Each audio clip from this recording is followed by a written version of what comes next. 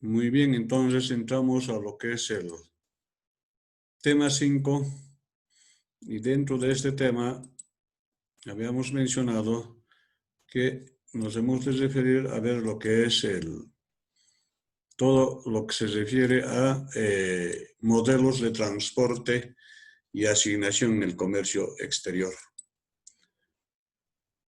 Muy bien, entonces al respecto ya habíamos hecho la presentación en la anterior clase, lo que es el contenido, ¿no es cierto? Definiciones básicas de modelos de transporte mediante Incoterms, tipos de transporte internacional, diseño de sistemas de distribución, entrega de mercaderías, localización de depósitos, luego aplicación del método de programación lineal y otros modelos simplificados al problema de transporte, diagramación de recorridos a través de diferentes tipos de transporte, diferentes procedimientos de solución, método de la esquina noreste, método de la esquina mínimo, y así sucesivamente habíamos estado haciendo la presentación correspondiente de lo que consistía este tema. ¿No es cierto? Muy bien, entonces ahora vamos a entrar a lo que es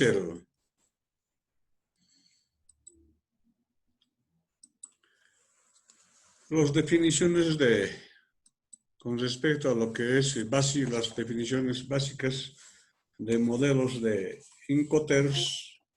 Entonces, al respecto, también ya habíamos conceptualizado algo de esto. Cuando hablamos de Incoterms, primero estamos hablando de una terminología que está en inglés, que quiere decir, ¿no es cierto?, términos internacionales de comercio o términos de comercio internacional. En el transporte internacional se llama Incoterms, habíamos mencionado, a una serie de reglas internacionales de interpretación de los términos comerciales. Incoterms deriva de las palabras inglesas internacionales o International Commercial Terms, o creadas por la Cámara de Comercio Internacional, o estos Incoterms es creadas por la Cámara de Comercio Internacional.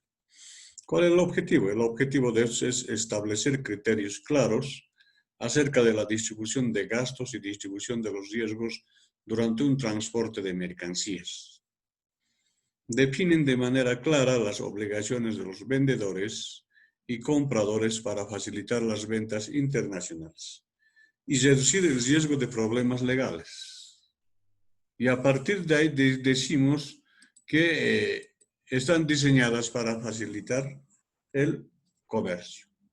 Entonces, podemos decir de que la Cámara de Comercio Internacional se encargó de crear y adaptar estas reglas. Estas definen de manera clara las obligaciones de los vendedores y las obligaciones de los compradores para facilitar las ventas internacionales y reducir el riesgo de complicaciones legales. Estos están diseñados para facilitar el comercio y no para obstaculizar el comercio.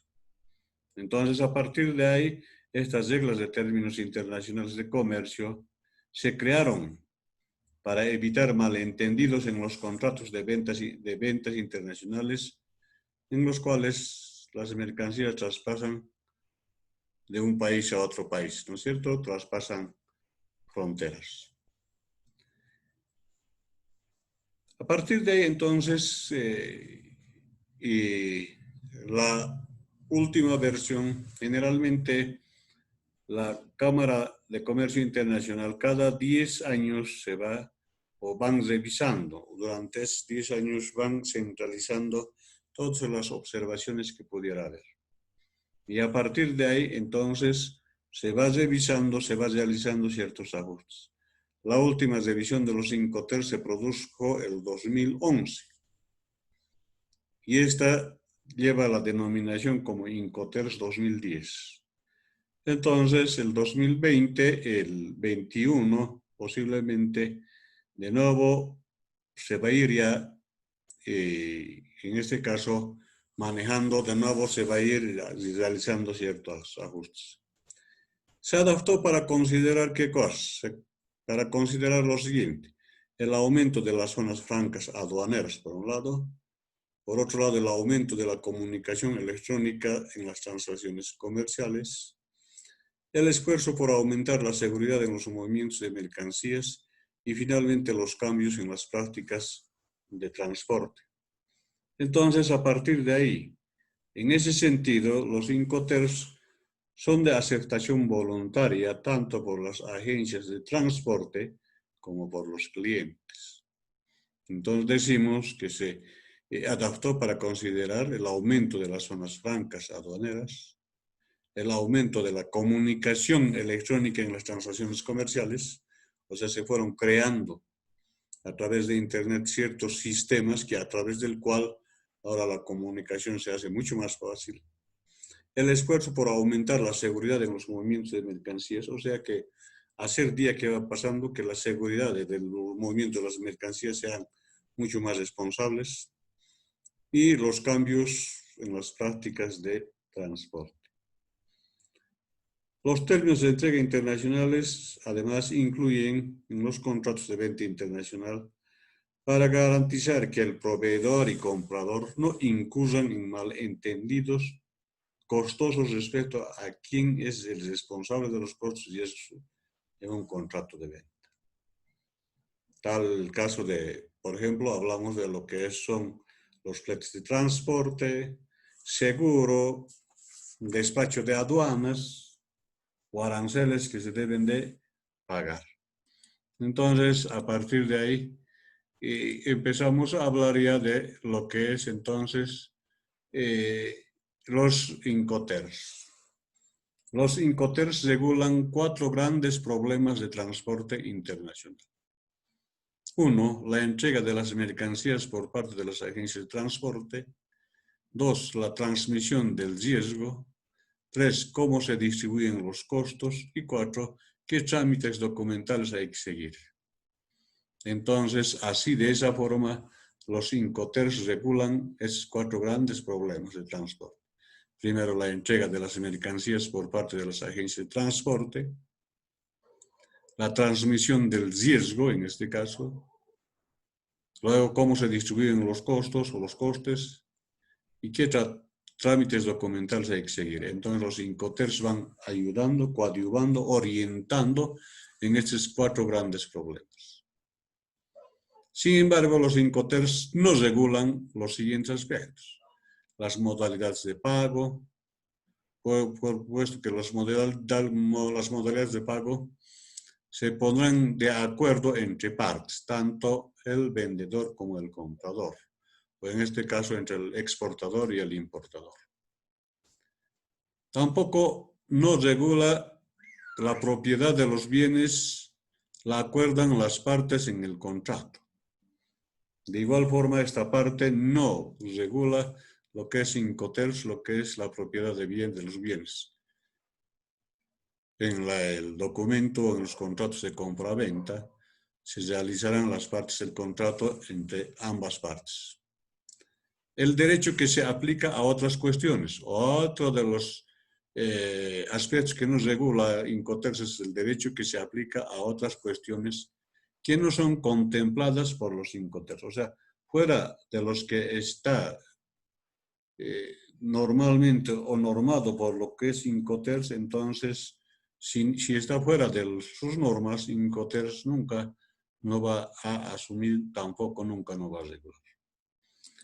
A partir de ahí podemos ir manejando, indicando algunos de los tipos de términos de comercio internacional.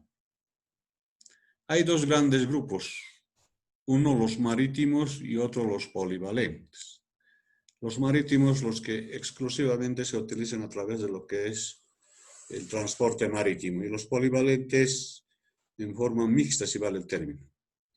A continuación indicamos algunos de ellos. Primero, el ex-world, con la sigla de EXW, ¿Qué significa eso? En la fábrica, lugar de entrega convenido. ¿Qué considera esto? Considera que el vendedor realiza la entrega cuando la mercancía se pone a disposición del comprador en las instalaciones del vendedor o en el lugar convenido de mutuo acuerdo. Entonces, por eso se llama en la fábrica o lugar de entrega del convenido. Este XWOR, entonces, va a considerar siempre que el vendedor realiza la entrega cuando la mercancía se pone a disposición del comprador. Puede ser en las instalaciones del vendedor o en la fábrica en este caso, o en el lugar convenido de mutuo acuerdo. Otro tipo, FCA. Cashier. A ver, un momentito. Apaguen, cierren sus micrófonos, por favor. FCA. Free Cashier. Franco transportista. ¿Qué quiere decir este? Lugar de entrega convenido. En este caso, el vendedor entrega la mercancía aprobada para exportación a la empresa de transporte designada por el comprador en una ubicación convenida, en un lugar convenido. No tiene la obligación de hacer que la mercancía se apruebe para importación y tampoco debe pagar aranceles de importación. Hay otros, CPT, es otra norma.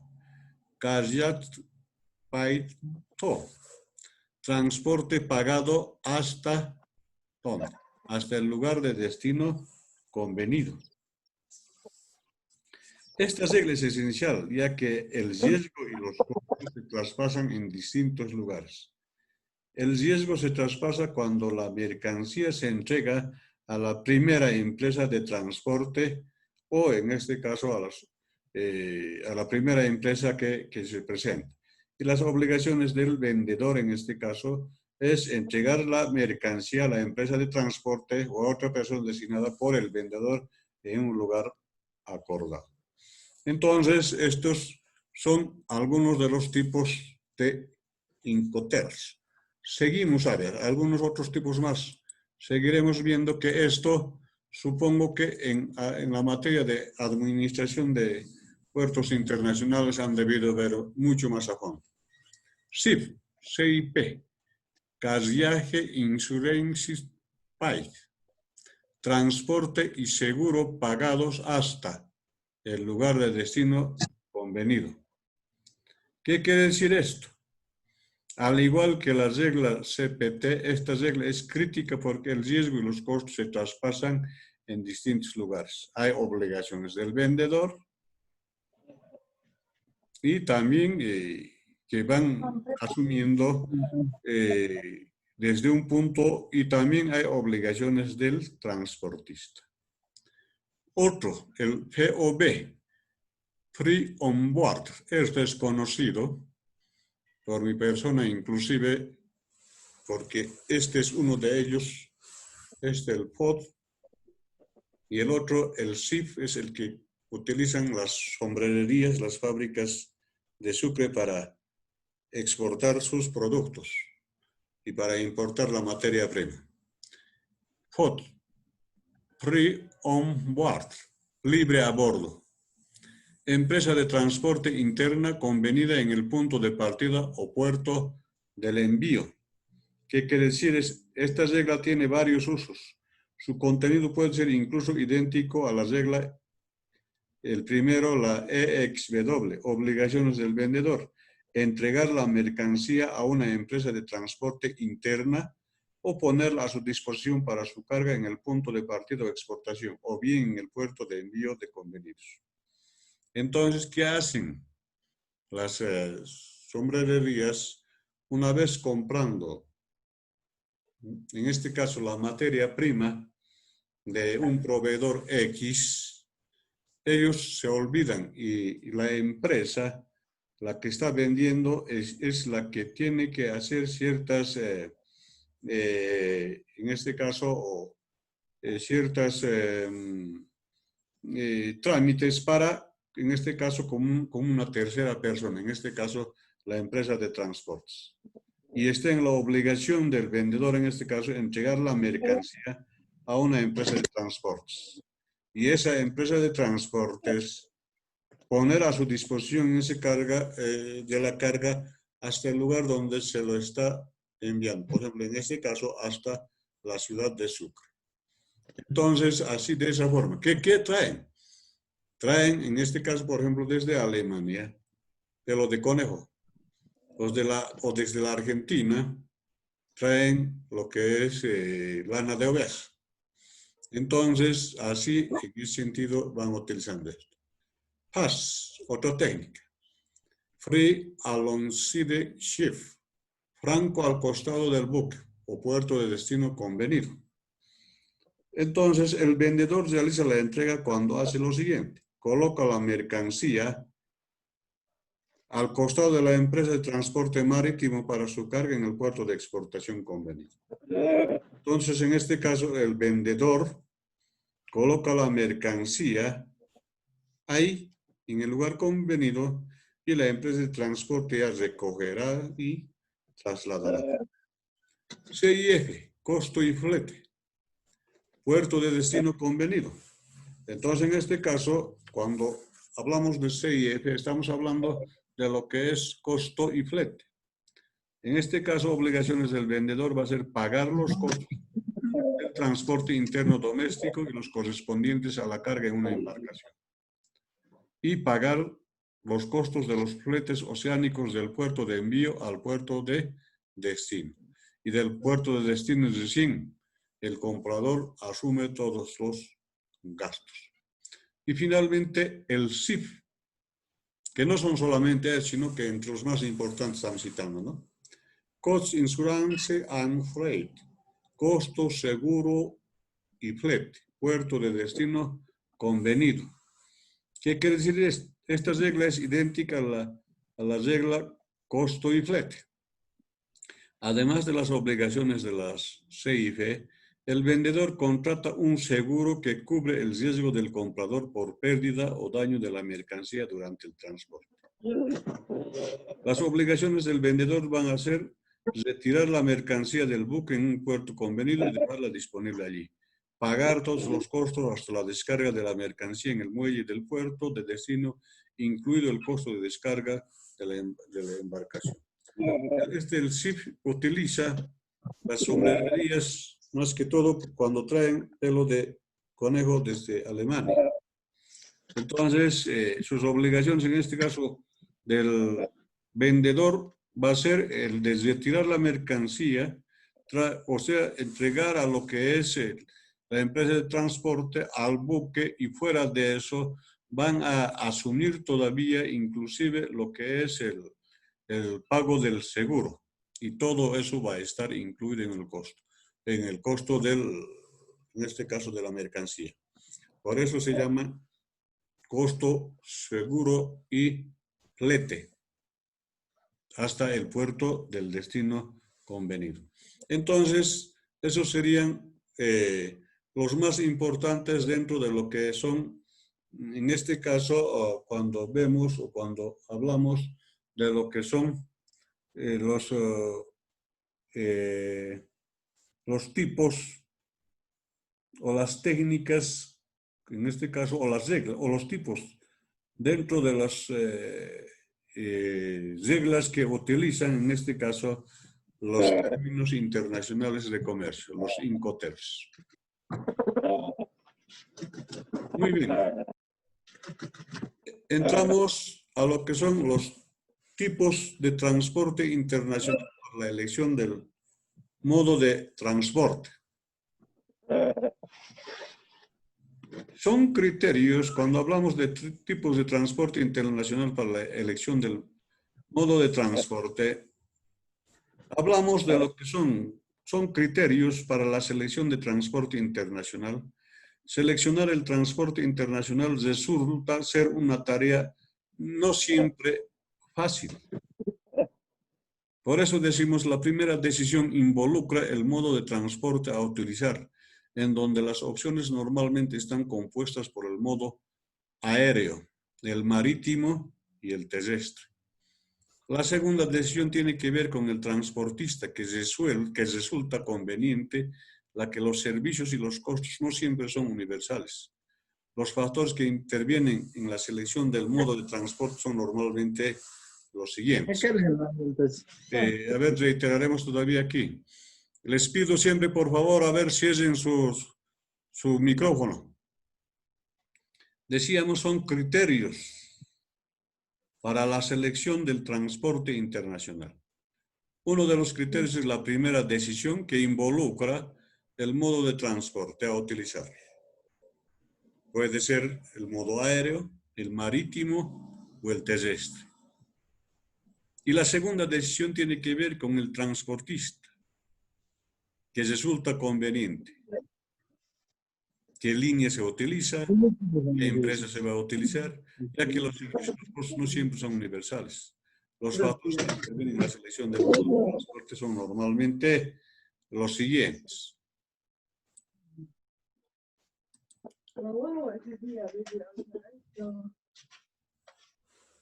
Primero, empezamos a ver lo que es la factibilidad logística.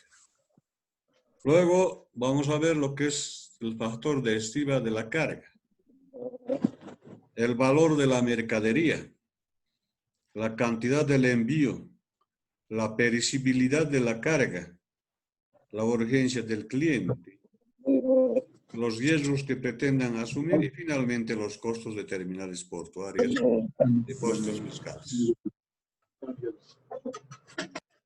Entonces, a partir de ahí, hablamos, en este caso, de lo que son la factibilidad logística. Licenciado. ¿Alguien quería hablar? A ver, adelante. Sí, Janet.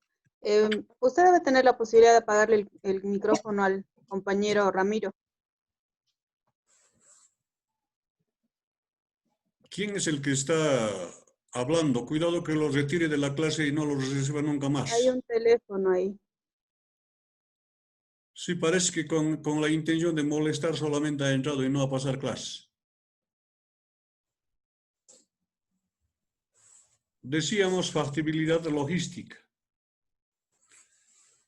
Este es el primer análisis y es sencillo, determina la existencia de las opciones.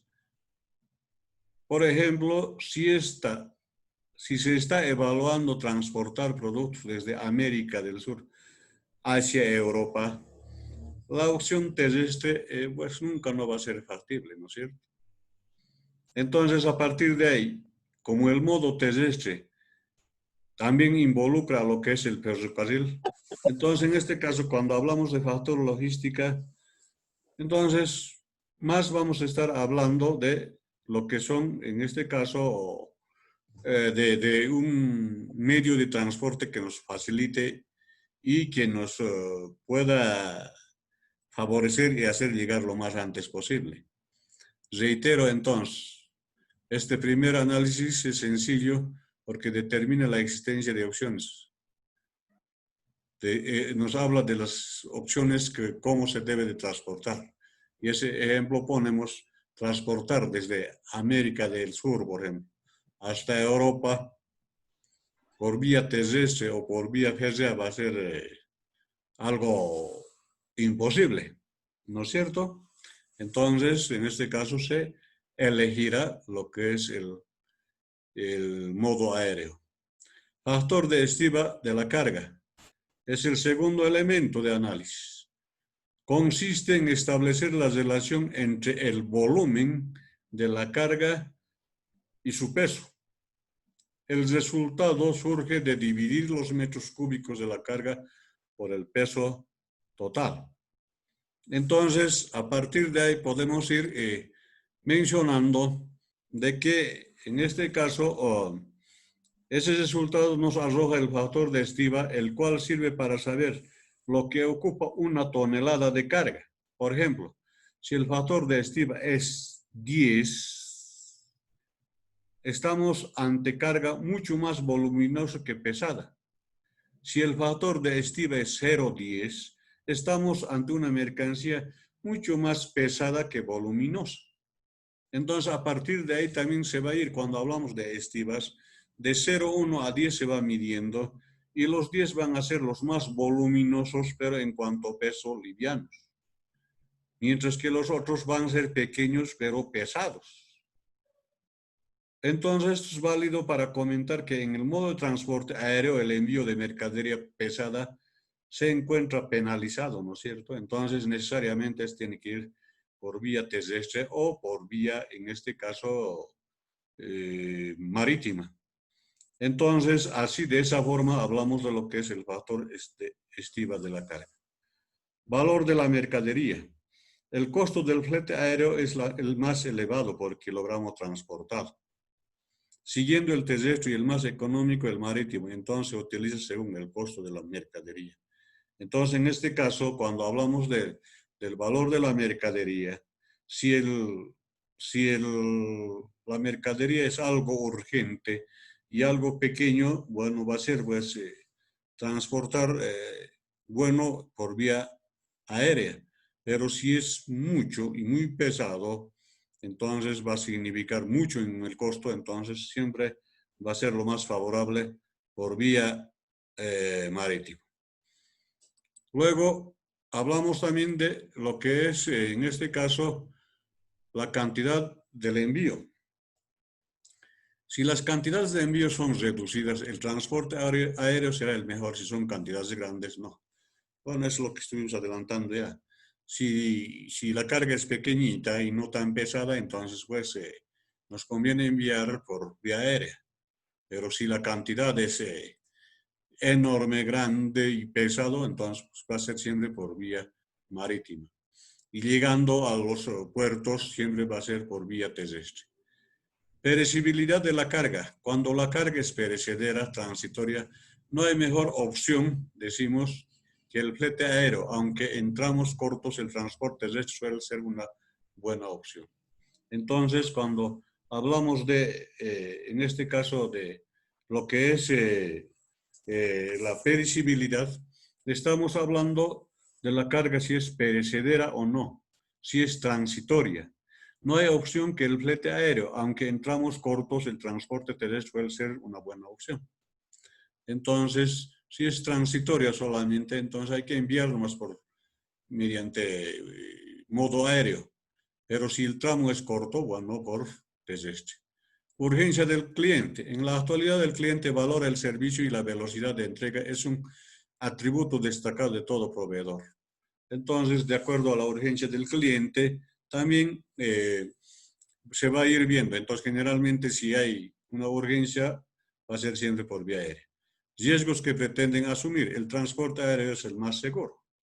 O sea, es porque el resto no es tan seguro lo que se pudiera, en este caso, pretender. Y finalmente, costos de terminales portuarios, depósitos fiscales y terminales aeroportuarios. Son complementarios del flete y son asumidos por quien exporta la mercadería. Para despachar un producto al exterior debemos atravesar una terminal portuaria. Si el envío es marítimo, un depósito fiscal en el envío terrestre o una terminal aeroportuaria si el envío es aéreo. Entonces, a partir de ahí, hablamos, por ejemplo, que los costos terminales portuarios son los más elevados, por lo cual no es conveniente el transporte marítimo cuando las cantidades son reducidas. Pero para transportar 200 kilos, por ejemplo, de mercadería de flete marítimo, no será buena opción ya que tendremos altos costos de terminal portuario. ¿Hay costos mínimos aplicables? Sí. Las terminales aeroportuarias representan costos moderados siendo reducidos si la mercadería se despacha con rapidez.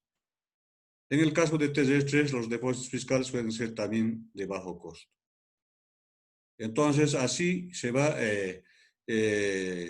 analizando. Y finalmente, si hablamos de lo que es en los terminales portuarios aéreas, los costos a pagar van a ser mucho más elevados. Entonces, así hemos visto lo que es en este caso los